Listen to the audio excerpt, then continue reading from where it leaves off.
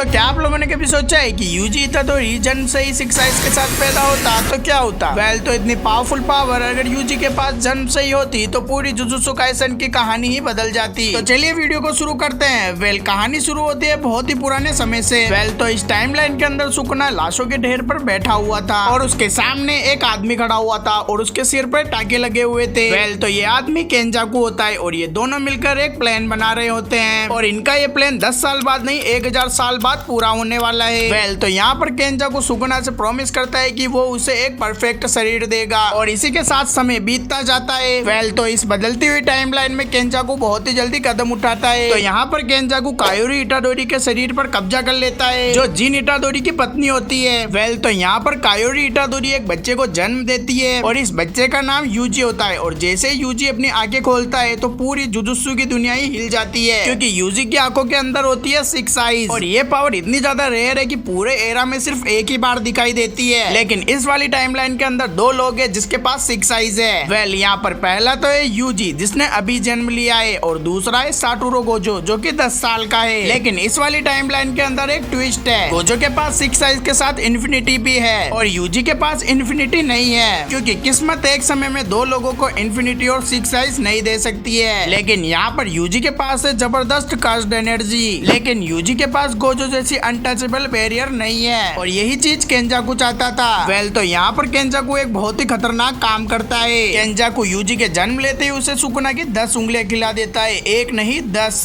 लेकिन फिर भी यहाँ पर सुकुना जगता नहीं है। लेकिन सोचने वाली बात तो ये है कि केंजाकू इतना बड़ा रिस्क क्यों लेता है वो आपको आगे पता चलेगा। वेल तो यहाँ पर यूजी के जन्म के बाद केंजाकू गायब हो जाता है। वेल तो यहाँ पर पूरी जुजुत्सु की दुनिया में एक खबर फैल जाती है कि 6 आइज वाले बच्चे ने जन्म लिया है और कई लोग तो उसे मारने की भी सोचते हैं। लेकिन यहाँ पर एक प्रॉब्लम है, उस बच्चे को प्रोटेक्ट कर रहा है 10 साल का गोजो और 10 साल की उम्र में भी गोजो इतना ज्यादा पावरफुल था कि कोई भी उसके पास जाने की हिम्मत नहीं कर रहा था। वेल तो यहाँ पर ऐसे ही टाइम बीतता जाता है तो यहाँ पर गोजो 17 साल का होकर टोक्यो जुजुत्सु हाई में एडमिशन ले लेता है और अब यूजी 7 साल का हो चुका था। यूजी दिखने में एकदम नॉर्मल बच्चा लगता था लेकिन वो फिजिकली बहुत ज्यादा स्ट्रॉन्ग और पावरफुल था और यूजी के अंदर कुछ और भी है जो कि किसी को नहीं पता है। वेल यहाँ पर टाइम ऐसे ही बीतता जाता है और हिडन इन्वेंट्री आर्क शुरू हो जाता है। वेल ये आर्क बिल्कुल वैसे ही जाने वाला है जैसे रियल स्टोरी में था। रिको अमनाई स्टार प्लाज्मा की वेसल बन जाती है, तोजी फुशिगुरो हमला करता है, रिको मर जाती है, गोजो तोजी को मार देता है और गेटो गलत रास्ते पर चला जाता है। लेकिन अभी भी यूजी एक बच्चा ही है और ऐसे ही टाइम बीतता जाता है और यूजी हो जाता है 17 साल का। वेल तो अब यूजी दिखने में बहुत ही ज्यादा पावरफुल लग रहा था और यहाँ तक कि कोई भी उसके पास भी नहीं जाता था